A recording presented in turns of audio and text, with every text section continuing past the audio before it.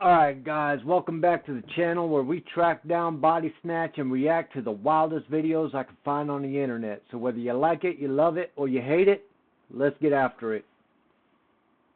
Did you know the most shocking bank heist in history was silenced by the French government itself? In July 1976, a group of criminals spent months digging through Nice's ancient sewer system. Their target was the Société Générale vault, packed with millions in cash and valuables. For weeks, they carved a tunnel 60 feet long, installing ventilation and electric lights. Hey, it sounds like Chapo Guzman's people. The break-in was flawless. They cracked hundreds of safety deposit boxes over a weekend. But when police arrived, they found something far more dangerous than missing money. Compromising photographs of high-ranking French officials, politicians, and celebrities. Evidence of corruption, scandals, and secrets that could topple the government. Within hours, investigators realized the blackmail materials were worth. This dude, the owner of this bank, actually used to work with the Germans' finances and stuff. Check this out. More than any stolen cash. I don't know if they're gonna say it, Phone calls were made. Orders came from the highest levels. The investigation was quietly shut down. Evidence disappeared. Most of the criminals were never caught, and the stolen photos vanished forever. And nothing was hardly ever even said about this. Crazy. Sometimes the most successful heists are the ones nobody talks about. What is a government cover-up that... That's the only successful ones.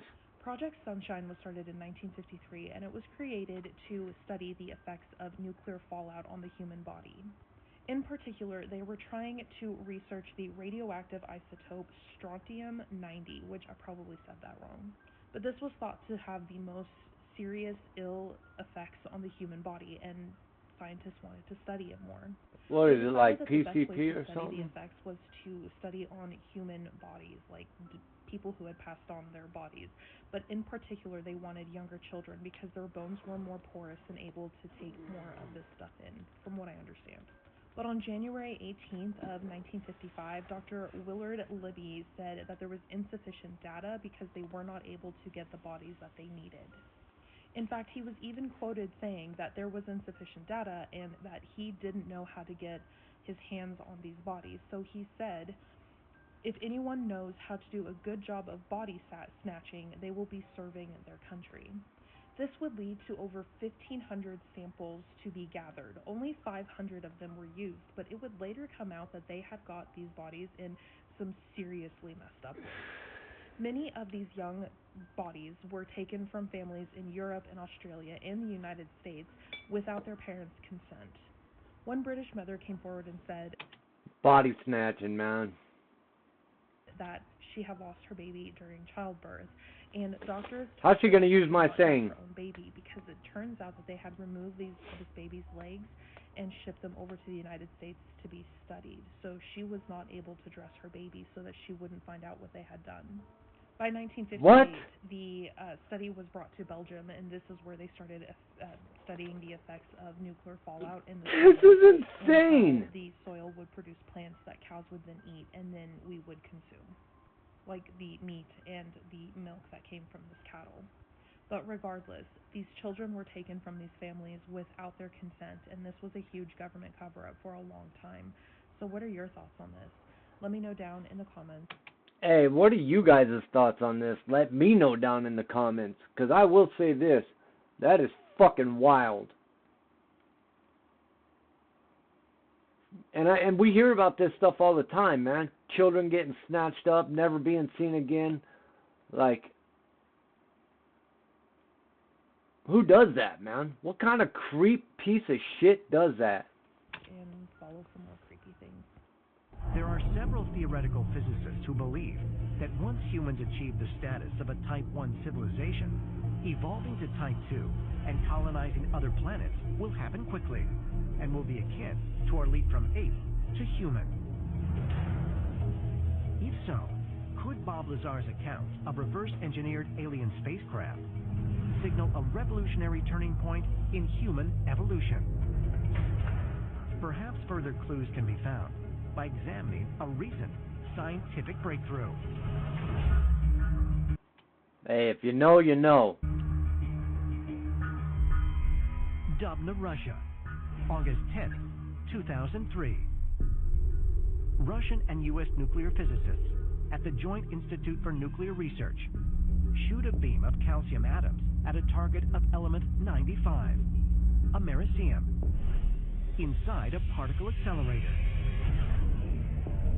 Yeah, The collision CERN. results in the creation of the heaviest atom ever observed, element 115. Because element 115 is highly unstable, it exists in stable form for only a fraction of a second before disintegrating into radioactive fragments.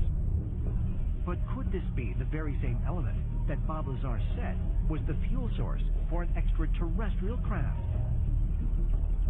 Some physicists believe that if they can produce a stable form of this newly synthesized element, it has the potential to facilitate the greatest technological leap in human history. Damn! On uranium only exist for a fraction of a second. They're there, and then they're gone again. Can you believe that shit, man? The things they're doing. But we physicists think that we can make use of it to create Oh, you nuclear think energy so? on a much more efficient scale than plutonium. And that variations of it could be stable And plutonium is the enriched uranium that we use, right? For power? might eventually Or is that just for nuclear weapons? provide fuel for a starship. This Let me know in the technology comments. can absolutely instantaneously alter our world beyond our wildest imagination, and it could do so rapidly that it would be a shock to the human consciousness. So the idea is to study these technologies and try to get parts of it that will benefit humanity. Mainstream scientists believe stabilizing enough moscovium to power an intergalactic spacecraft is still decades away. But the question remains, could this element 115 be the same element 115 that Bob Lazar claims was recovered by the U.S. military? Yep. I mean, come on, guys. We're already making it. How did we know what we were trying to make? You know what I mean? Unless these dudes are just literally blindly smashing atoms together, that to me sounds more insane than anything. I just heard about this whole Andrew Dawson thing about this guy disappearing, getting taken. Do you guys know who Andrew Dawson is and what the deal was with him? I haven't heard nothing, and this dude seems to be tripping on it. Out by the CIA because he was on something. I literally have goosebumps right now. I want to show you guys something. Alright, so I found the coordinates of where he took the picture. I marked it here with his name so I don't forget.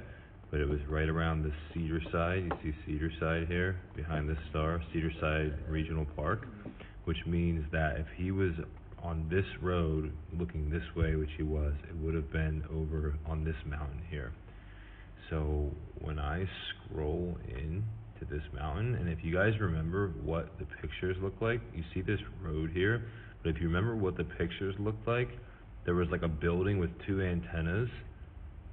Look at this shit. What's that? What is this? A tall figure and the building with two antennas. What the fuck? So it's been almost 9 months since I posted that video, and has anyone noticed, like, Andrew Dawson, that whole topic, everything about it just completely fell off the earth? Again, Like, what I never even heard about it, so it's like, what? happened to it? Why was there never anything else done about it? Like, You tell us, big dog. Doesn't this make you fucking just question everything? It does. How can something like this just disappear and then fucking aliens come up all of a sudden? Like, fuck. Spoken on camera before about his time working in the secret bunker. Basically, they carved out a city underground could survive a direct hit from a nuclear blast. After you go through the security, you walk in and it's basically an underground. Hey, why was it so important to have this thing nuclear blast ready? Tunnel. told him some There's a information. It glass told him door some that shit. was I'm 3.5 telling foot you. thick that weighed 30 tons. You go through like an airlock, and they had 2 of those doors, and then you walk another half See a what mile. I mean? A half-mile deeper into the mountain is the bunker itself. And you're going past 5 buildings. Those represent the 5 rings of the Pentagon. And each of those buildings are 3 stories tall, and they probably have 50 to 80 offices per floor. The buildings are mounted on springs to survive the shock waves from a nuclear blast. There's a common cafeteria capable of serving 3,000 people 3 meals a day for 30 days on lockdown. They had a barber shop in there with 1 chair. It's got massive They put a barber shop in there for a 30-day layover? reservoirs, generators, I even guess. a crematorium if needed, post office, medical facilities. What do you got a post office for, dude? You're in there for destruction of the earth. What do you need who are you going to write a letter to, man? And isn't everything digital now? Don't you just send an email? Who sends snail mail? And emergency command and communication Who sends snail mail when everything's blowing up? links to the U.S. military all around the world. Hey, I never seen no shit like this, y'all. This is like a cave network of underground warehouses. I'm picking up a load in Springfield, Missouri. Yo, I never seen no shit like this. This is crazy. I'm in a fucking big ass underground cave system with like 25 warehouses in this bitch. Like, what is the reason for this? Like, this is crazy. It's crazy having all those diesels running, and I hope to think that they have some sort of outlet, some sort of ventilation system that's going to get rid of that carbon monoxide. Or all of them people are fucking screwed. This is fucking crazy, y'all. You are, bud. You're crazy. Imagine making a movie so terrifyingly close to the truth, you die before finishing it. David Crowley was a soldier-turned-filmmaker. What is this dude serious right now? Haunted by visions of a dystopian America. His project, Gray State, showed a world overtaken by martial law, surveillance drones, and Alright, we're going to watch it, my wife and I. Honey, we're watching this. neighbors turning informant. The trailer went viral. The message? Too real. But just as he was gaining traction, silence.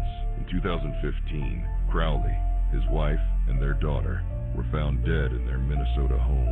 Official story, murder-suicide. But here's the twist. Messages scrawled on the walls, footage missing, and whispers that he knew too much. Some say paranoia got him. Others, that something got to him first. And before you disappear into the algorithm, like, follow, save, share, and drop a comment if you think this was a warning or a cover-up. We're Twisted in 60, and we're just getting started. His unfinished film now lurks online. Follow him on TikTok, guys. VHS. And they say, if you watch it at 3 a.m., Twisted you'll hear his voice whisper, in this the gray dawn is in here. 60. This Twisted video in is 60. for entertainment purposes only. At Twisted in 60. Please, Follow him. do your own research before summoning shadow governments. And then George W. Bush gets elected president. And 9/11 happens. And as soon as 9/11 happens, Bush says, we got to invade Iraq. It's their fault. Hey, first of all, that dude was reading a fucking children's book to some kids and did not even trip when they told him. 9/11's their fault. He was like, happy. No, they had like literally nothing to do with 9/11. Well, we're going to invade them anyway. Okay, well, we think this is a mistake, but battle lines drawn, as I said earlier. Was there no conversations, like real conversations with? The only conversations were between Cheney, Condi Rice, and Rumsfeld. But mostly Rumsfeld was our deputies, Scooter Libby and Addington, and all those Secretary of Defense. Zal Khalilzad. No one in the CIA could get in Bush's ear and be like, "Look, we were absolutely preoccupied with Al Qaeda." Got it. Okay. Everybody in the building's working on Al Qaeda. Okay. And then Bush calls one day and says, oh, by the way, come up with an invasion plan because we're going to invade Iraq and overthrow Saddam Hussein. We're like, what? Isn't that fucking what are you crazy? talking about? But that was it. That was the order. So we decide to invade Iraq, and the CIA says, let's say we do invade Iraq, and we overthrow Saddam Hussein. Let's just say then what? We did. And Dick Cheney says, we're going to put this fella, Ahmed Chalabi, he's going to be the president. And we said, whoa, no, we are not. Cheney said that. Yeah, we have a burn notice on Cheney. I mean on Chalabi, and on everybody associated with Chalabi. We're not working with Chalabi. And then the CIA reissued the burn notice, saying, listen, this is from 10 years ago, but just remember, we don't deal with this guy. So what Cheney did is he ordered the Undersecretary of Defense for Intelligence to secretly reopen a channel with Chalabi. And he specifically told him, don't tell the CIA. I remember, part of my job, or 90% of my job at the time, was reading...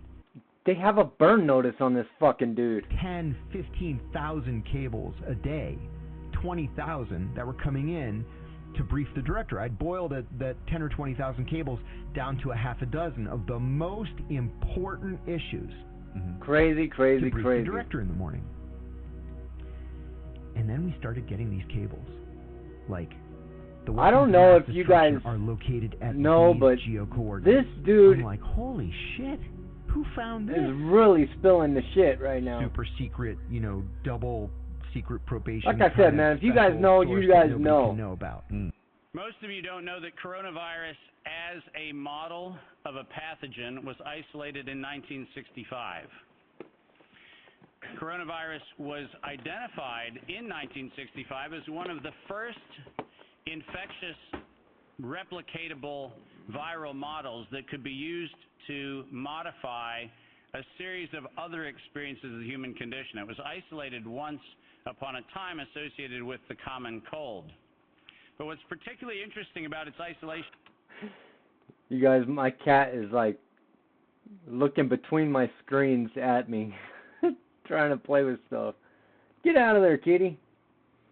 In 1965 was that it was immediately identified as a pathogen that could be used go lay down. Go play. For a whole host of reasons. And you heard me correctly, that was 1965. And by the way, these slides are public domain. Hey, it really has been around since 1965, guys. A long time ago, when Corona first came out, the Kleenex wet wipes, the sanitary wipes, all said that they kill coronavirus. Now, this is way before they could even print anything. This is before they had started putting out masks. So, I mean, it's been around, guys. You're welcome to look at every single reference. Every comment that I made is based on published material. Facts. So do make sure that you look at those references. But in 1966, the very first COV coronavirus model was used as a transatlantic biological experiment in human manipulation. And you heard the date, 1966. I hope you're getting the point of what I'm saying. This is not an overnight thing. This is actually something that's been long in the making. Facts, guys. A year before I was born, we had the first transatlantic coronavirus data sharing experiment between the United States and the United Kingdom. And in 1967, the year I was born, we did the first human trials on inoculating people with modified coronavirus. Isn't that amazing? That is fucking absurd. The overnight success of a pathogen that's been 56 years in engineering. And I want that to chill with all of you. Where were we when we actually allowed, in violation of biological and chemical weapons treaties, where this is were crazy. We as a human civilization when we thought it was an acceptable thing to do to take a pathogen for the United States and infect the world with it? Where was that conversation? And what should have been that conversation in 1967? That conversation This is wasn't crazy, guys. Ironically, the common cold was turned into a chimera in the 1970s. Facts. And in 1975, 1976, and 1977, we started figuring out how to modify coronavirus by putting it into different animals, pigs and dogs. And not surprisingly, by the time we got to 1990, we found out that coronavirus as an infectious agent was an industrial problem for two primary industries, the industries of dogs and pigs. Dog breeders and pigs found that coronavirus created gastrointestinal problems. I'm going to fast forward Are you just a little suggesting bit. it might have come from a laboratory in the University of North Carolina, Chapel Hill? No, I'm not suggesting it. I'm telling you that's the facts. Facts, guys. We engineered SARS. SARS is not a naturally occurring phenomenon. The naturally occurring phenomenon is called the common cold. It's called influenza-like illness. It's called gastroenteritis. That's the naturally occurring coronavirus. Yes. SARS is the research developed by humans weaponizing a life system model to actually attack human beings. And they patented it in 2002. And that's fucking absurd. They patent it. Guys, come on, man. How do you patent? 2003, how do you patent a virus? To me, that's crazy, guys. That is absolutely crazy. Anyways, that's it for the show for today, guys. If you guys like the content, make sure you hit that subscribe button, leave a comment, do all the things. And until next time, much love and respect. Stay lifted.